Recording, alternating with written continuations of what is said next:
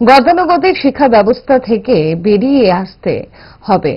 সময়ের প্রয়োজনে রাজ্য শিক্ষা ব্যবস্থায় আরও নতুন কিছু ভাবনাকে সংযুক্ত করার প্রয়াস নিচ্ছে রাজ্য সরকার। অর্থাৎ সময় উপযোগী শিক্ষা ব্যবস্থাকে শক্তিশালী করাই হল রাজ্য সরকারের মূল লক্ষ্য।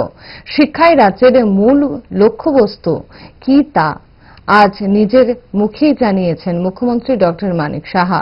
মানিক সাহা রবীন্দ্র ভবনে বক্তব্য রাখতে গিয়ে এই কথা জানিয়েছেন।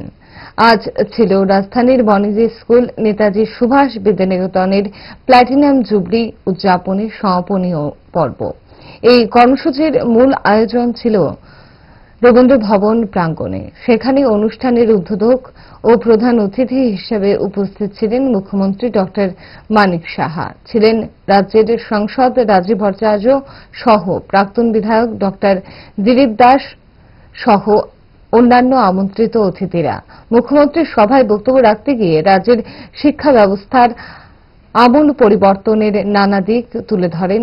আধুনিক সমাজ ব্যবস্থায় আধুনিক শিক্ষা গ্রহণের ওপর জোর দেওয়া হচ্ছে রাজ্য শিক্ষা দপ্তরের পক্ষ থেকে। গতানুগতিক তা দিয়ে পরিবর্তনশীল সমাজ ব্যবস্থায় পড়ুয়াদের অগ্রগতি সম্ভব নয় বলেও মনে করেন মুখ্যমন্ত্রী।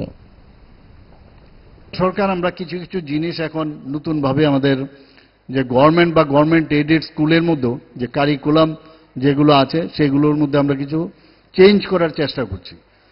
গতানুগতিক যে শিক্ষা তার থেকে বেরিয়ে আসা। একটা জায়গায় আমরা দেখেছি যে পার্সোনালাইজড অ্যাডাপটিভ লার্নিং, সেটা পিএল ল্যাব কিছুদিন আগে প্রায় 210টি যে সরকারি বিদ্যালয় আছে, আমি গত 28শে জানুয়ারি আমি তুলসীবতী মহারানী তুলসীবতী বিদ্যালয় থেকে সেটা 210টি স্কুল যে আছে সরকারি কলেজ ভার্চুয়ালি তাদের সাথে যুক্ত হয়েছি এবং এই যে পার্সোনালাইজড অ্যাডাপটিভ লার্নিং ল্যাব সেখানে আমি নিজেও গেছি। এই ব্যবস্থাপনায় এত সুন্দর যে আজকার যে নর্মাল যে সব পড়াশোনার যে পদ্ধতি তার থেকে আমাদের যে বিজ্ঞান এবং প্রযুক্তি নতুন নতুন প্রযুক্তিকে যদি আমরা ব্যবহার করি তাহলে আগামী দিন আমাদের যে লার্নিং গ্যাপ একটা রয়েছে, যে শিক্ষণের যে একটা ব্যবধান, সেটা কিন্তু আমরা মেটাতে পারি।